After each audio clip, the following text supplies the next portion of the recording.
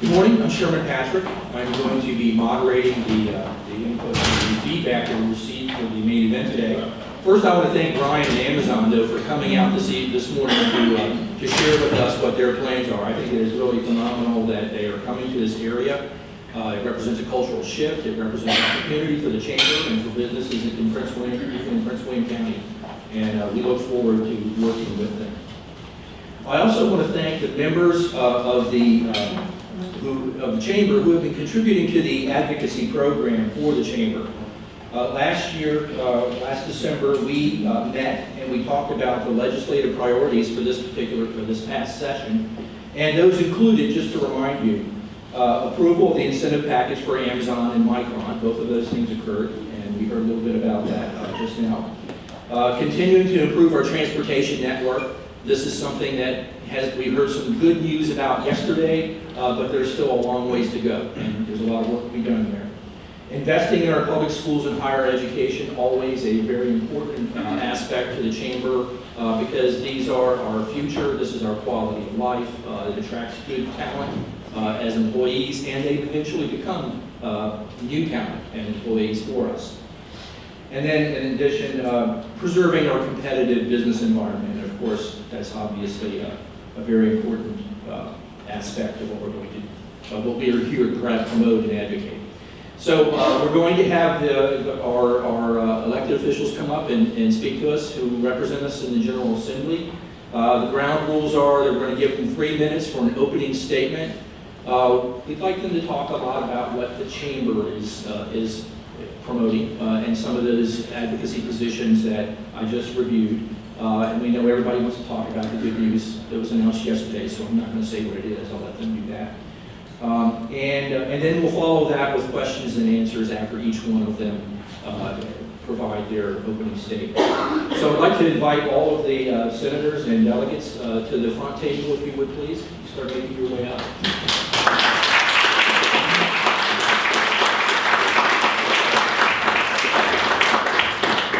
We have Senator George Barker from District 39, Senator Black from District 13, Senator Scott Surovell from District 36, and Delegate Luke Torian from District 52. Thank you all very much for coming this morning. I would like to give you the opportunity to choose who among you would like to go first with your opening statement. We can go. All right. Thank you.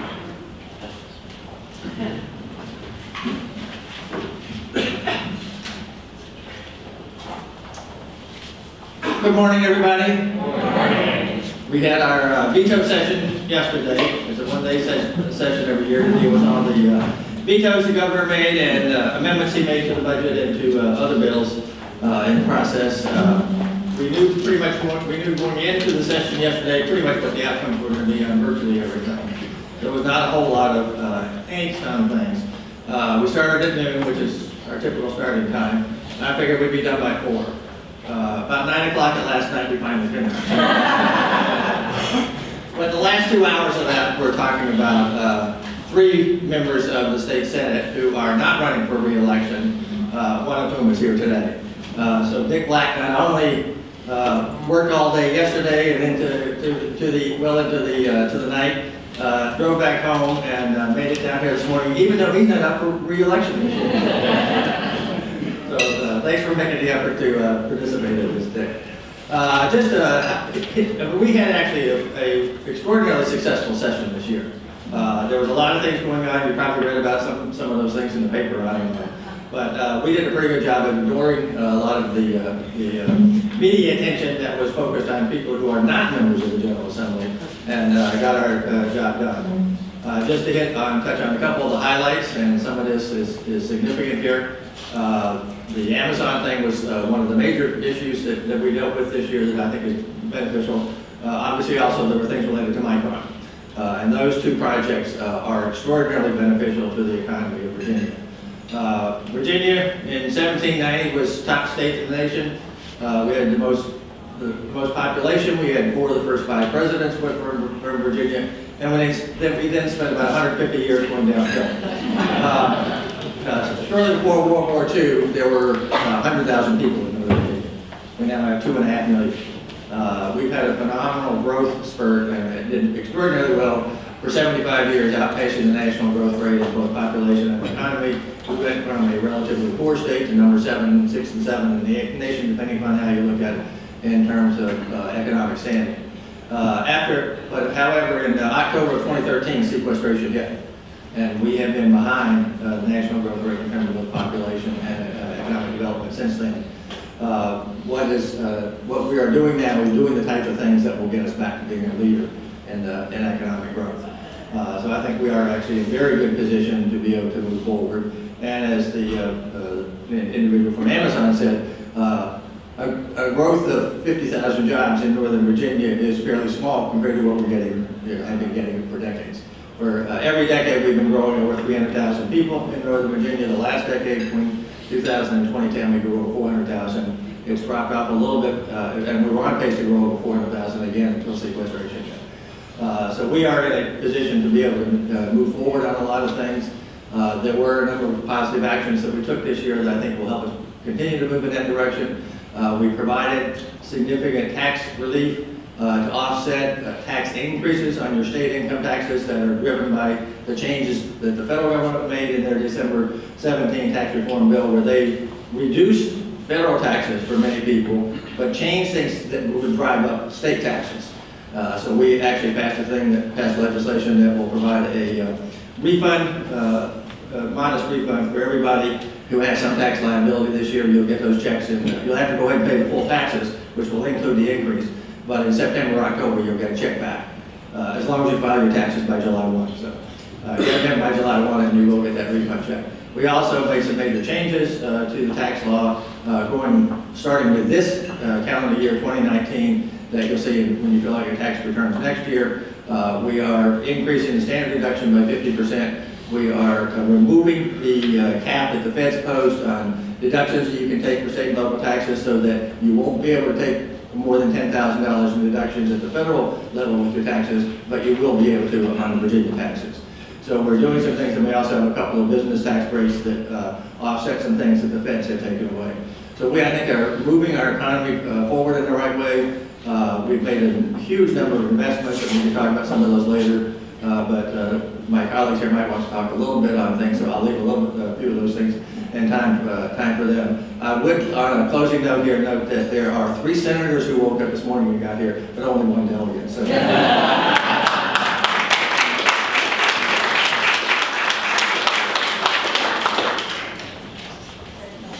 I'm Senator Dick Black, and I'm one of the 3 who took us 2 hours to talk about it last night. Retiring. I have very much enjoyed representing Prince William County. The bulk of my district is in Loudoun County. I have about 2/3 of Loudoun County, but also roughly 40% of the vote comes out of Prince William, that's a lot. I drove it that way, so. George was the one who did the districting, the redistricting for the Senate, and so he kept us all jumping on the other side of the aisle trying to figure out where our districts were going to be. But anyway, George does great work. One of the things about him that I've always appreciated is he's got a sort of a unique ability to take issues where there may be some elements of partisanship on both sides. Not the ones that are absolutely partisan, but he manages to meld them very effectively, and with the tremendous intellectual skill, and so he is a tremendous resource for the Senate. It's kind of interesting, in the legislature you have various people who have fantastic skills in certain areas. We have Senator Siobhan Donovan, who is a physician. And not only is she a physician, but she's from a political family, and She is a very, very astute person, and she just adds enormously to healthcare issues and where we're going, what we need to be doing. And then we've got Senator Scott Surovell, who very fine attorney, superb attorney, and he is able to bring certain talents and skills to the table that have been very beneficial.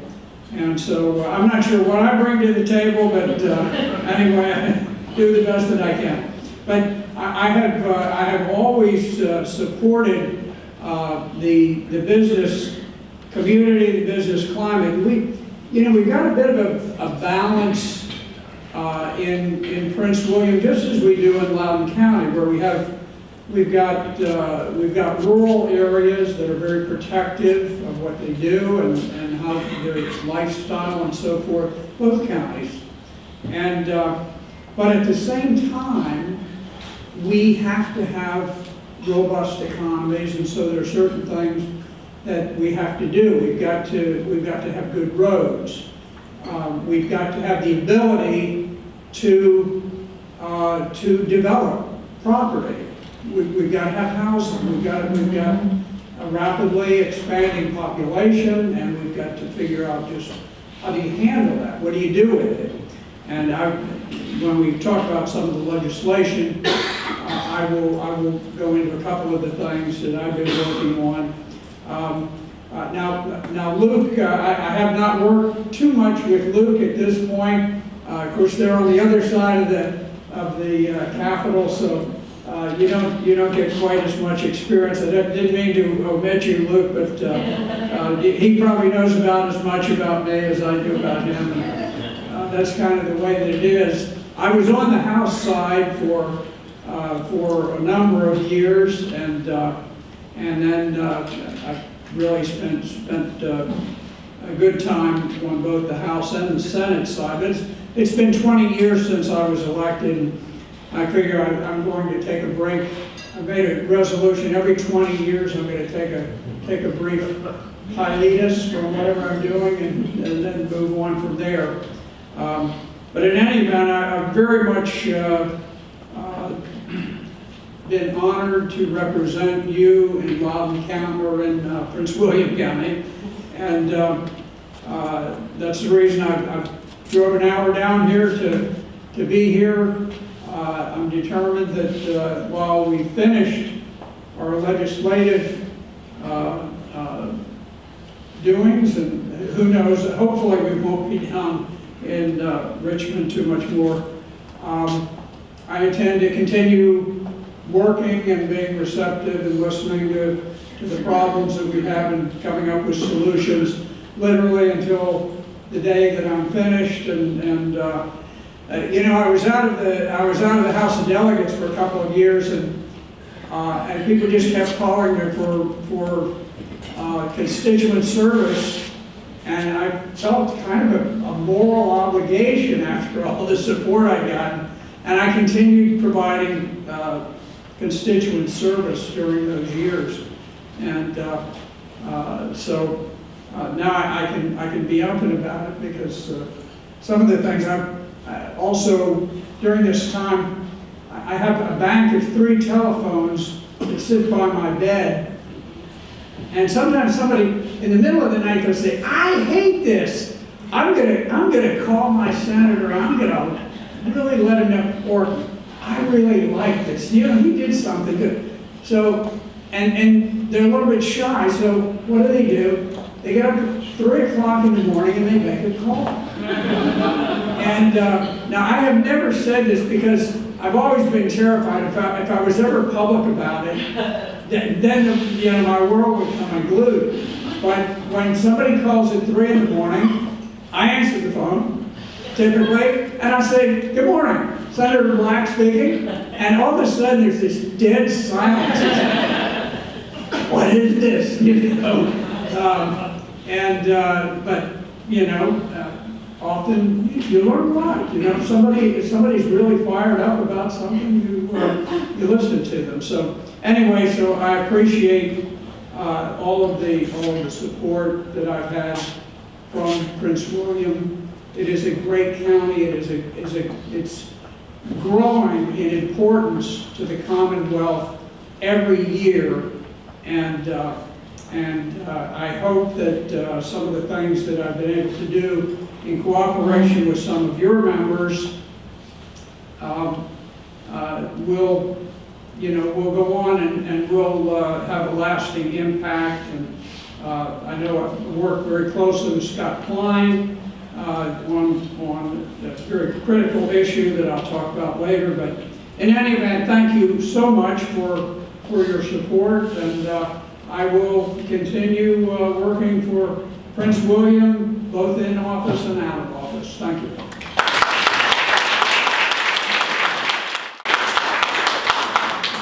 I'm Scott Surovell, representing the 36th Senate District, which is about 150,000 people, 125,000 to 150,000 people in Prince William County, Woodbridge, Occoquan, Dumfries, Triangle, Montclair, Prince William Forest Park, Quantico, etc. I basically represent the whole Potomac shoreline of the county, about a quarter of the county. I live in Mount Vernon. I'm an attorney, and Marty Noe, I am a member of the chamber, have been for 5 years. I have a business with about 30 employees in it. It's my law firm. So it's good to, and I practice in the Prince William Courthouse as well. And we're going to miss Dick Black. Going to miss the stories about snakes and snake hooks. And, don't get him started. Dick is actually one of the last combat veterans in the legislature that we have, and so not too many of those left, and it's going to be a missed.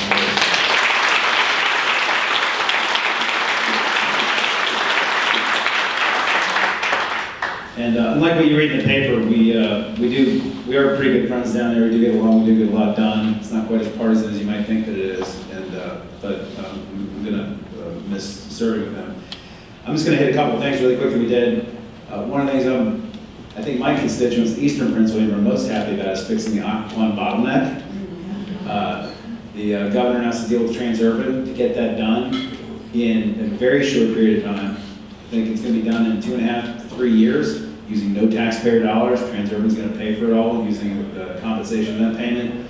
It's not going to go through NVTA. It's not going to go through the CTV, any of that slow stuff. And they're waiving the money that we would owe them to widen 95. So I'm really excited about that. At least the southbound lane. The southbound lane's fixed. The northbound is still clogs up. It's not nearly as bad as the southbound version. We got that done. Secondly, we got coal ash fixed. Prince William County is one of the 4 big coal ash sites in the state. There's about 120 acres of coal ash in Dumfries, leaching all kinds of toxic stuff into our groundwater down there. It took me 4 years, but I got a bill passed this year on a bipartisan basis. It's going to require a $3 billion expenditure to clean that up. About $500 million of that's going to be spent in Prince William County.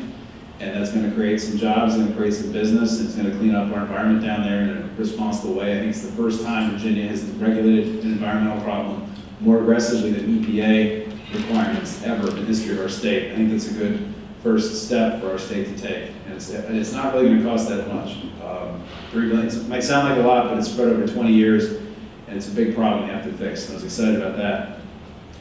The Micron investment, Senator Barker mentioned a second ago, the state's going to throw in about $50 million to get Micron to invest $3 billion in a chip factory in Manassas. It's critical we keep them here.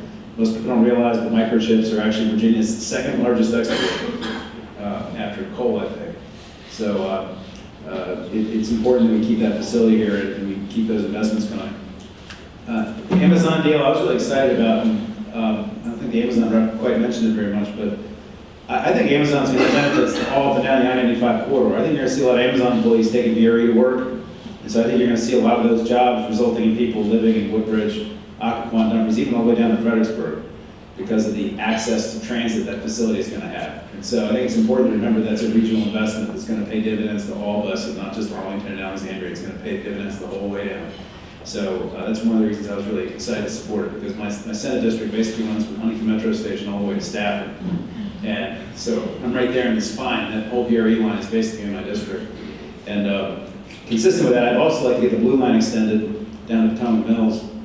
Senator Barker and I were able to get language in the budget for a $2 million study to lay the groundwork to sort of set the table for that, to sort of tell the Board of Supervisors what we need to do on land use to make that possible. Unfortunately, the study, Georgia got into the Senate budget, but unfortunately the House didn't see to keep it in theirs, but we're making progress, and I think next year we'll probably get that in the budget and get it funded to start laying the groundwork for the next round of transit. Because if you look around, all the construction cranes around metro stations, if you want to attract jobs and business, you've got to invest in transit now. And that's where all the millennial yuppies want to live and stuff, and so we got to get that done.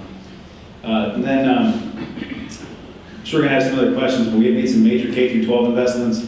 This year, 5% teacher raise, which this Prince William School Board turned into the largest teacher raise in Prince William in 10 years.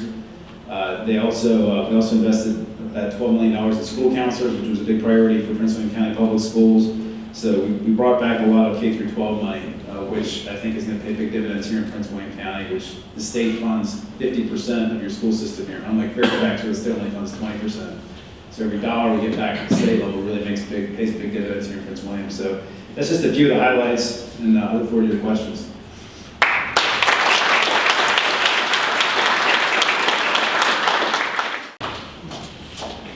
Good morning, everyone. Coming last, everything has been shared. But I will tell you, some of my colleagues in the General Assembly, some of my female colleagues in the General Assembly, they are not with us today because they accepted an invitation from Senator Warner and Senator Kane to join them in D.C. We just finished celebrating Women's History Month, and so the senators have put on a special event this morning. So they all left Richmond last night, came home, and then packed up and went to Washington, D.C. So I'm holding up the House of Delegates. I have been in the General Assembly for 5 terms. This is my 5th term. And after 5 terms, I found myself in a primary this year. I think I've been doing good work. I'm not sure why this is happening, but it is. I serve on 3 committees in the House. I serve on the General Laws Committee, I serve on the Rules Committee, and also Joint Rules, and I serve on Appropriations. And I chair the subcommittee on general government and capital outlay as well. And we've been very busy this past session. I was also appointed to the special committee to work on the Amazon deal that we passed out of the House and the Senate as well, so we're delighted about that. The senators have already hit on major legislation and accomplishments, teacher pay raises, transportation. We just passed a major transportation bill that's going to help out the I-81 corridor, but it's going to bring about $20 million to the Interstate 95 area. So we're excited about that. Passed out some legislation this year dealing with military and military families.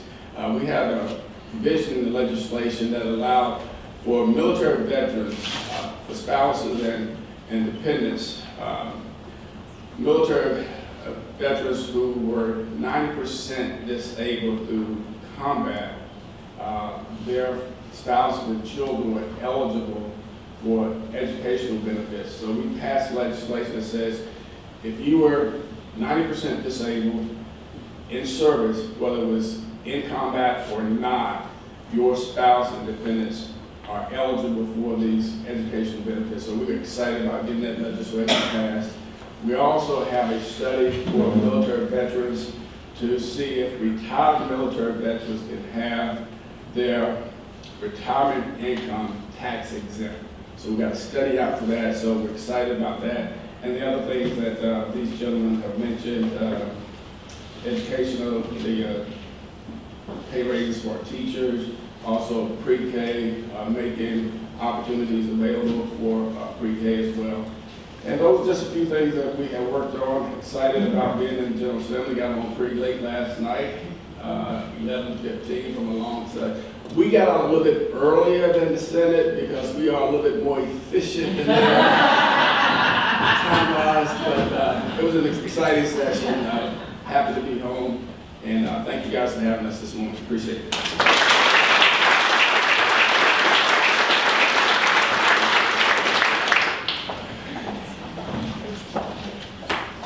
Well, thank you all very much for those comments. It's very helpful. So now we're going to move to the question and answer part of the presentation.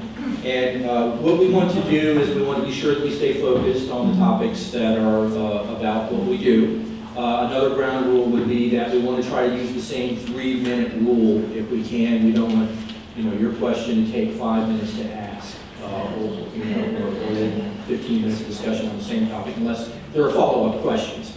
So we want this to be brisk and informative, and we look forward to all of the comments that you all have. Oh, one other thing that I want to mention is that this General Assembly session was not the end, and so many things that I just want to make sure everyone realizes, many of the things that we're here to talk about are what comes next. What do we follow up with? Yes, we got this far on a particular issue, but what comes next? What do we see as being the next challenges, and what can we all do to help that move forward to achieve the ends that were originally targeted as one of the goals.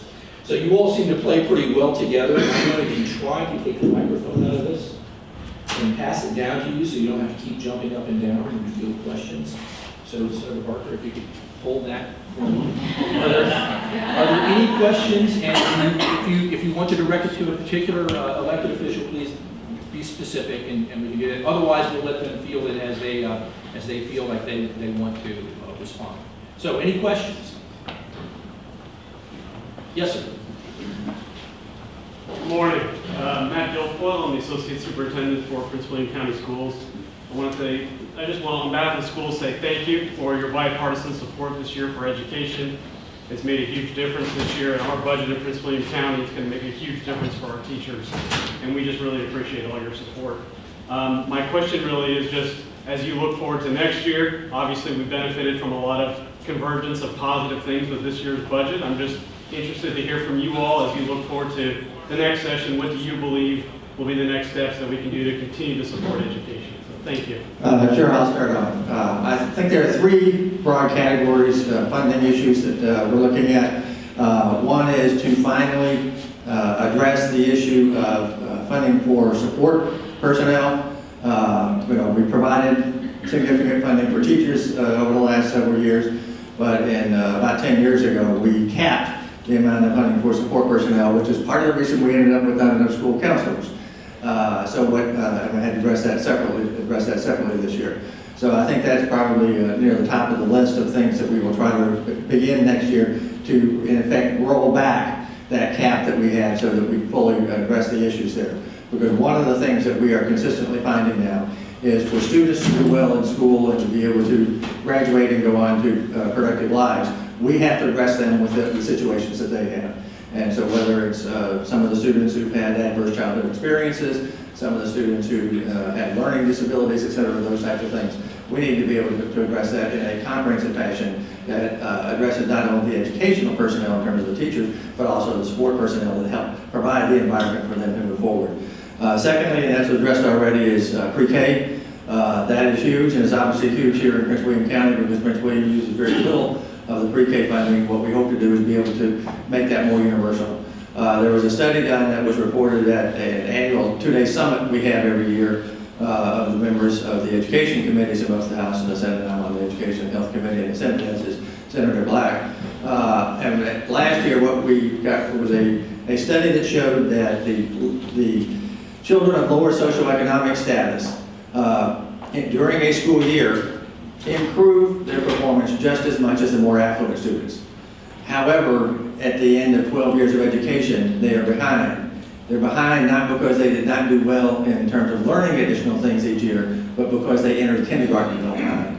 And so what we have to do is to help get those students, particularly from some lower socioeconomic status, up to the same level as their more affluent peers at the start of kindergarten. And if we do that, we are going to be making huge strides in terms of reducing the disparity in terms of outcomes throughout their schooling years. And finally, the third category that we're going to be addressing over the next year is related to that, and that is providing more support for the at-risk kids and kids who have been behind to help them catch up. There are clearly a number of things that are working very well, and what we need to do is capitalize on those and help all students achieve well. So we're making tremendous progress statewide. We're ranked number 4 K-12 system in the country. We're number 1 in terms of our public higher education system. We've been either number 1 or number 2 the last 4 years. But what we need to do is to make sure that everybody benefits from that. Thank you. Let me touch on a couple of other things. One of the things I've taken a very special interest in is the issue of dyslexia.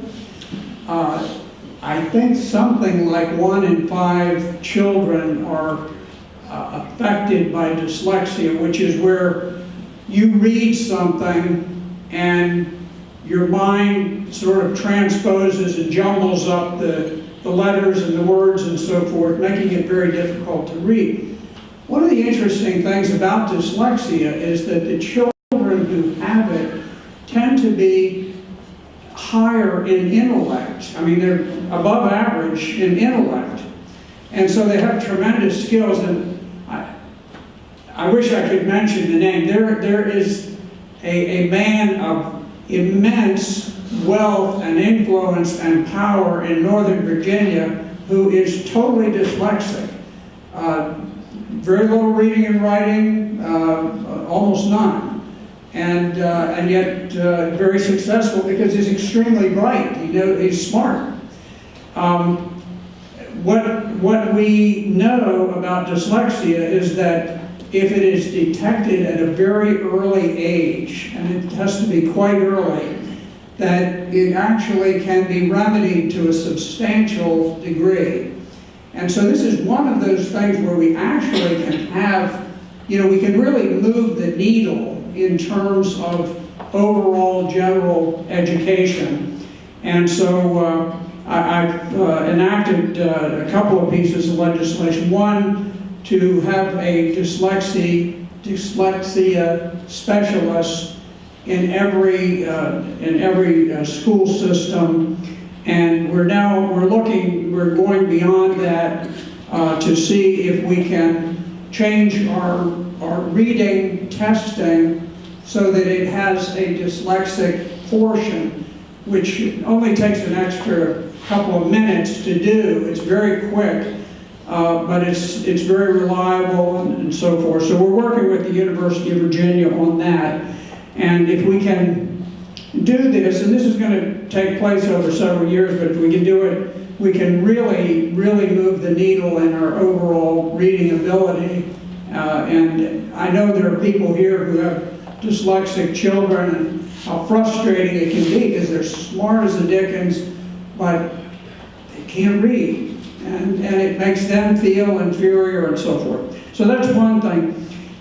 There is a general move within the General Assembly towards an increase in STEM education.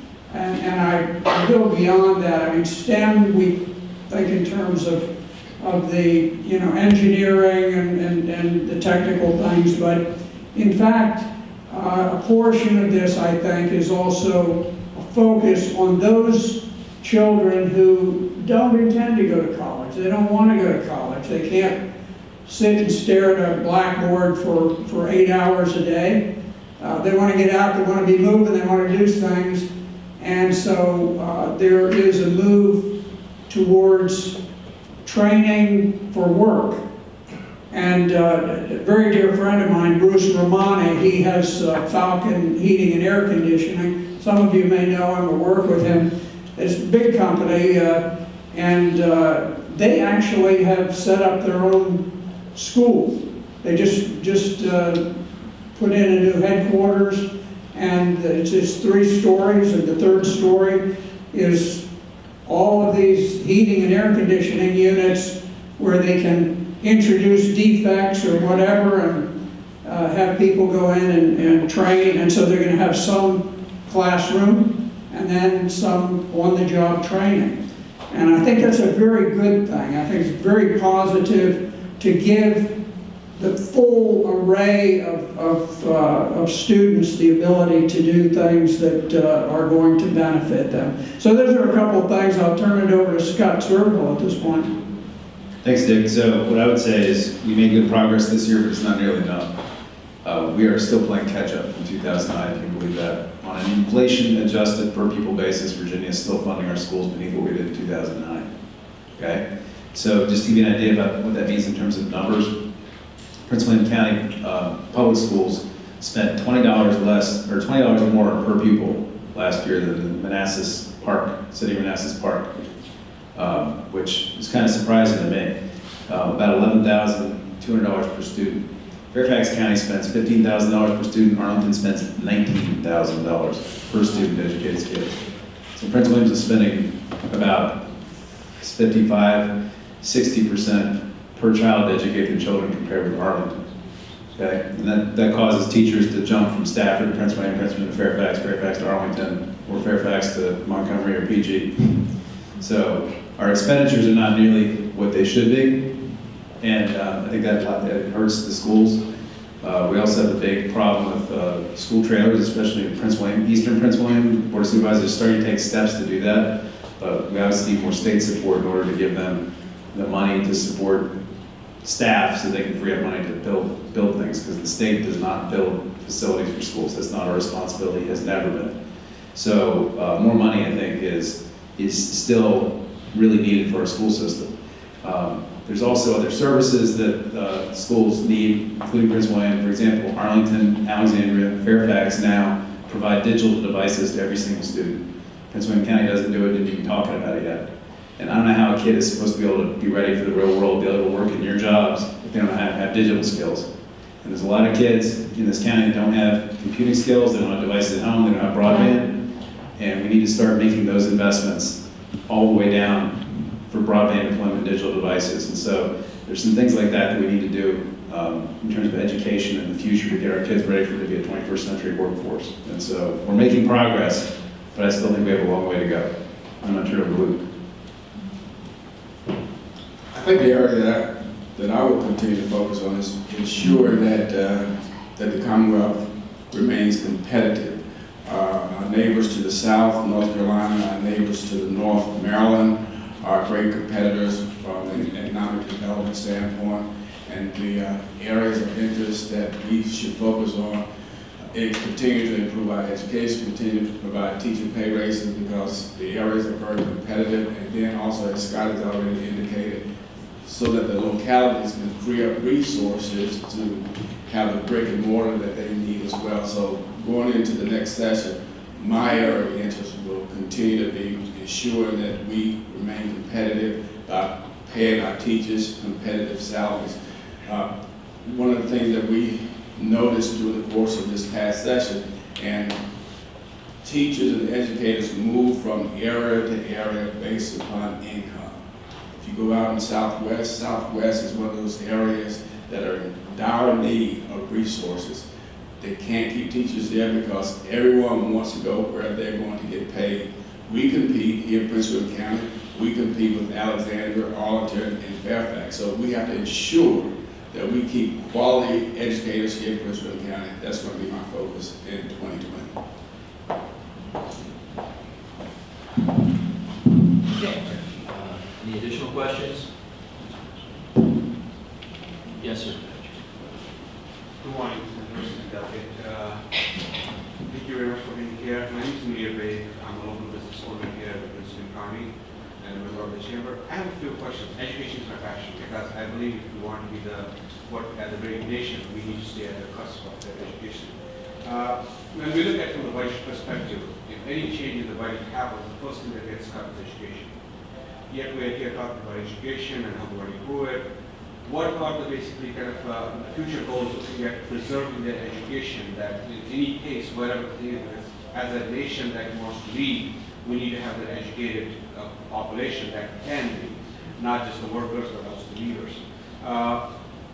We have Amazon and likes of those businesses coming to the region, which needs technology investments into the schools, into the technology programs and stuff like that. But yet when we look at the school systems today, there's a very kind of, even the programs that are in there are not at the level that they should be for preparing the next generation of cyber workforce and all that stuff that comes into it. So what's being done in that space? Also, when we look at these school kids, particularly the high school kids or the college kids that are looking at opportunities in the real world as an intern or as doing something, what kind of support can the government provide or the state provide to help these kids as they're transitioning through this into the career and help them kind of navigate? Because there are businesses out there that might be able to provide them the opportunity but not be able to pay them. Is there any kind of a mechanism that can be implemented in there to kind of help them move through that process? And being a business community, in order for us to grow in here in Prince William County, we need those future jobs, we need those future sources. What can be done overall to improve this whole county industry? Well, just starting again here, so I guess I'm the first one up here. But there are a lot of issues that we are working on. I'll sort of go through some of the things, since you mentioned several issues and topics there. One of the critical things is that we are doing is making a major effort to provide substantial amounts of monies in our rainy day fund and also in our reserve fund. Part of what happened in 2009 when we made major cuts, which did have some impact upon K-12, huge impact upon the higher education system. And as Senator Surovell said, we're still not back to where we were in 2008 in terms of funding our K-12 education system, and we're way below it as it looks to our higher education system. So we have good systems, but it's not because of state money being able to adequately fund that. I did get a constitutional amendment passed several years ago to increase the size of the rainy day fund. Now what we're doing is supplementing not only supplementing the rainy day fund with reserve funds. And that, I think, will provide us a lot more protection for whenever the next recession comes, so that we don't end up taking a bad situation where we are now, since we have not addressed what we did 10 years ago and making it even worse. So that's one of the major things that I think will help us, but does put us in a much better position. One of the major things we need to do as well is to address the higher education funding level. We used to provide 2/3 of what it cost the public universities in Virginia for in-state students. Now we provide about less than 1/3. So our funding is significantly reduced. What it means is the students and the families end up having to pay a lot more of the cost out of pocket. There are student debt issues as a result of that when they graduate. So there are a lot of things that we need to do on that. We are providing more funding specifically for scholarships based upon not only outstanding students, but also on income levels. So we are providing some opportunities there. But one of the things we're finding now is even with in-state tuition rates and with scholarships to help supplement them, many students in Virginia who are from modest income families end up going to schools in other states or to private schools where, because of the support that they're getting from those institutions, it's actually costs them less to go there than it does to the higher education institutions in Virginia. We need to make sure that we're taking care of everybody who wants to go to a Virginia higher education school. You know, one of the things that makes us different than the federal government is that we do not print our own money.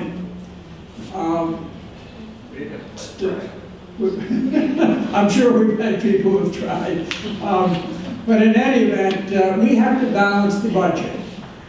We operate the way that your businesses do. You get a certain amount of revenue that comes in, you have certain expenses, you have a little bit that you can work with, and you do various things with that. We're somewhat similar to that. The federal government spends, and if there is a need, they just make a call to the Treasury and they say, okay, start the printing presses. I don't know how long that's going to continue, because we are reaching a point where the interest on the federal debt is simply going to consume the wealth of the nation. And it is very, very unhealthy, it's reckless, it's dangerous, and it's going to catch us at some point. I think the good thing about Virginia is that we always have a budget. I don't think, to my knowledge, there has never been a year in all the existence of the Commonwealth that there has not been a budget. The one year that I have seen where we came close to failing, Senator Colgan, Chuck Colgan, broke the impasse when he stood up about this tall, and said, my gosh, we've always had a budget, we're gonna have a budget, I'm gonna make it happen. And he did. So, the fact that we are still playing catch-up from 2009 is because the economy took a tremendous nosedive at that time, and the revenues of the state rise and fall with the fortunes of the state. So we don't just create money out of thin air. Now, we put tremendous resources into education. We always have. It's a bipartisan thing. I think, I'm not sure that there's a great distinction between the parties in terms of our desire to do this and the effort. But there are competing influences. We need roads. We've got to build roads. We want to attract business like Amazon. So we put some money into bringing Amazon here. A whole array of things, healthcare, things of this sort. So we have to balance those. And I think what you'll find is that, now I know every year since I have been in the Senate, I've introduced a budget amendment for the cost of competing, which basically says it's more expensive to hire a teacher in Northern Virginia than it is down in South Side, and so we should get a boost in what we get. And so I've done it, and I suspect that each of us has done it because we feel there's a need. So we will be working on those things, but I guess I would like to just tell you that the amount of revenue that we can devote to the whole array, we've got to have a justice system, we've got to have police so that we can have law and order in the state. So there's a tremendous array, and we have to balance those and make sure that we attend to each one, and we've got a certain amount of money that we work with. But I would tell you that in response to your question, there always the focus on higher education and on K through 12 is ongoing. It continues even in the most difficult times that we have. So we're definitely working, and I think fortunately the economy is better now, and so there are more resources, and that's why we were able to go to 5% teacher pay this year.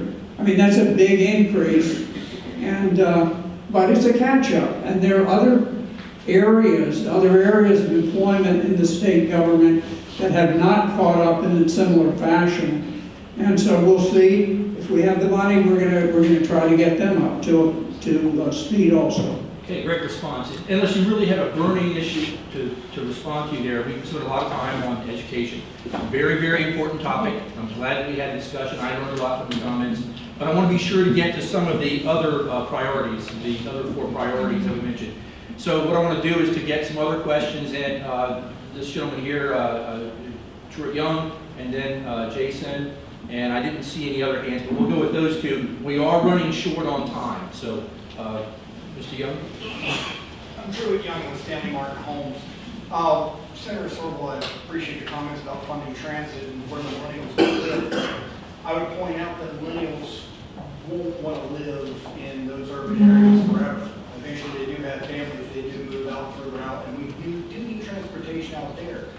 I'm greatly concerned, as is our industry, with the fact that $199 million of smart scale money that was, I guess going out into the market for transportation improvements, Prince William County got $0. And I want to understand what your guys' plan is going forward with transportation improvements in Prince William County. 28 is a disaster. Going north, it has been a disaster. Will continue to be a disaster. The funding for that's been put on hold while we're going through the legal process apparently. A ton of money that was at one point coming to Prince William County for ATA was moved up another direction because of healthcare issues 2 years ago, or I guess last session. and wasn't ever brought back. And now smart scale is going down to 0 in Prince William County. So while we're talking about transportation improvements, we're talking about transit, there's no metro in Prince William County. There is transit, obviously. And I really, really, really enjoy the trail system in Arlington County as much as anybody, but we need roads here. We're going to continue to need roads here. So I'm curious as to what your guys' thoughts are. Well, I have a few things to say about that. First of all, when we passed the 2013 tax increase that produced the money for the MBTA and the money that just got spent in Smart Scale, because Smart Scale basically was running out of money, MBTA had 0. Increase wasn't nearly enough. There wasn't many of us that would say that, but everybody that spec'd out our needs says we're about 100, at that time, 2013, we were about 120, $150 billion short, and we passed the bill that produced $25 billion over 20 years. And so you do the math, but basically we funded a lot of secondary road projects and sort of smaller projects, but not any mega projects, which is why you see us continually relying on transurban, these sort of public-private toll projects that fund the really big things, because we just have not put enough money in the system. We didn't raise taxes in Virginia for transportation for 28 years, and now we're paying for it. And that's a large reason why we're there. And I think we still need to talk about looking at our transportation revenues. We also have a declining source of revenue. I mean, when I drove here this morning, my Honda Clarity, I didn't use an ounce of gasoline. I charged my car last night at home. I didn't pay any gas taxes on that, nothing with the Transportation Trust Fund for my trip to get here this morning. There's more and more people that are doing that like me. Our Transportation Trust Fund is shrinking, or it's flat. Our revenue is flat. If anything, it's starting to decline because more and more people, 1 out of 5 people want to buy an electric car now. And we need to figure out how to fund our road system. So there's not enough money in the system, first thing I'll say. Second thing, in terms of the funding formulas, Smart Scale, the MBTA formula, the expert of the MBTA formula is sitting behind you right there. It's similar to Smart Scale, but the whole idea behind that was when, in our old system, when we allowed the Commonwealth Transportation Board to decide how to spend our money, for whatever it's worth, the CTB is based on the congressional districts from 1930. You think about where Northern Virginia's population was in 1930, we have about, 10% of the votes in that board? 4%? 4% of the votes in that board when we had 30% of the population of the state, okay? And that board was making decisions politically, which is why you had Bob McDonnell, who spent $250 million on Route 460, which never got built. You had him spend that Portsmouth Tunnel, which they're paying tolls through the nose right now. There's a lot of political decisions being made by that board. And to take the politics out of it, Speaker Bill Howell passed, I think it was House Bill 1, or maybe House Bill 3, I forget the number, but 2, House Bill 2. Okay. Yeah, between 1 and 3, right? So, but he passed that bill to take the politics out and directed the Virginia Department of Transportation to come up with a formula to allocate money, or at least score projects on an objective basis. Number 1 is congestion relief, 2 is economic development, 3 is environmental improvement, 4 is safety, and there's another factor I think I'm missing, maybe land use or something, Marty might know. Accessibility and land use, okay. And so we score all these projects through a formula. The projects are all rated based on their score versus the amount of money spent. So it's a ratio kind of thing, right? And then they're all ranked. Then the CTP makes its decisions based on that ranking. And none of the Prince William projects rated very well on an objective basis compared to other projects around the state. And that's basically what happened. So that, decisions aren't being made politically. And I think there's some adjustment going on as localities start to learn how to use the system and the formulas. And one of the ways you can improve your project scores is to put local money into your project. You put less state money in, the project will elevate. I think Prince William's talking about doing this bond thing the next few months to try and do some of that. But we don't have enough money is the biggest problem. I would also point out that the last CTB funding round, the VRE got $80 million, which was the largest investment in Northern Virginia. And that massive benefits Prince William, not roads, but benefits Prince William. Because VRE competes very well in that formula because of the number of jobs that it creates for the amount of money you spend, because you get the benefit of the jobs all the way up to Crystal City and DC. So more money is really the answer, and that's something we're going to have to confront. Let me mention one other aspect of this. We passed a bill several years ago called the Proffer Bill, and it was designed to sort of level the playing field between developers and local government. And local governments were twisting arms and getting a great deal of money for roads, for schools, for different things.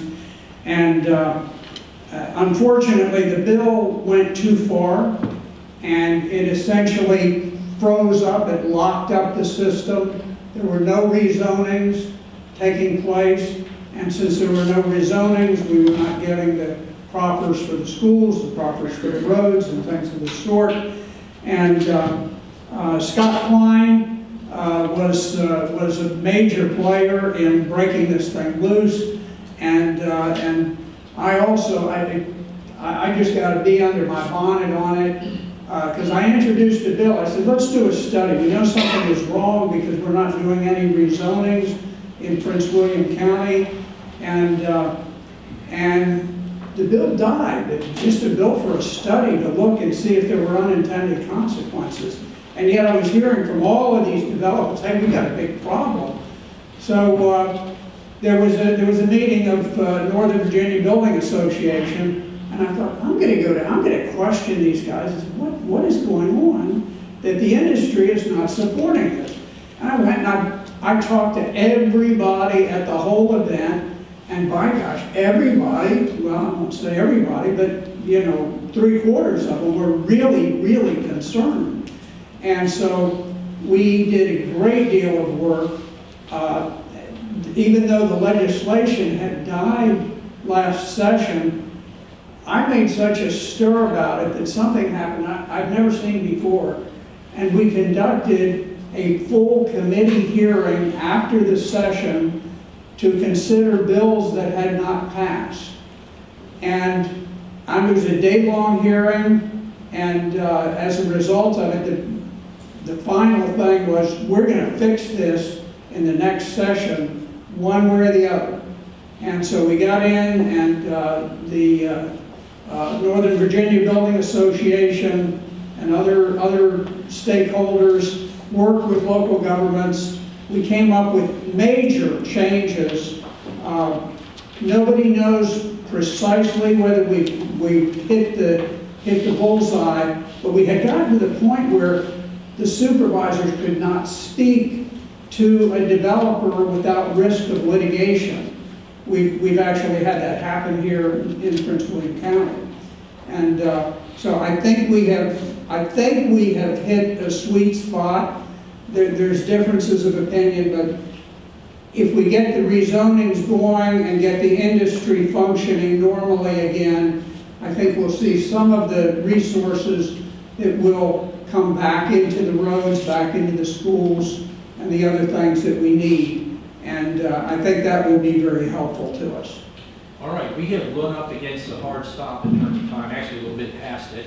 So we're going to have to end the conversation on this particular range of questions.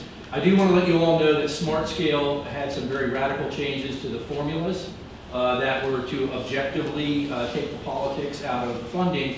And so the Policy Committee of the Chamber is going to have a meeting specifically on that topic and go over that in a great deal of detail in the coming weeks. And we'll let you know about the date of that particular meeting, because we think this is a really important issue, and transportation obviously is important to commerce and what we do every day. So I just want to give you that little infomercial. Watch for that item coming up on the Policy Committee agenda. I want to also thank all of our delegates and senators for coming today and taking your time. We appreciate that you were working late last night and had to get that up early in the morning to get down here again, and we appreciate that. I'd like to have a round of applause for them all.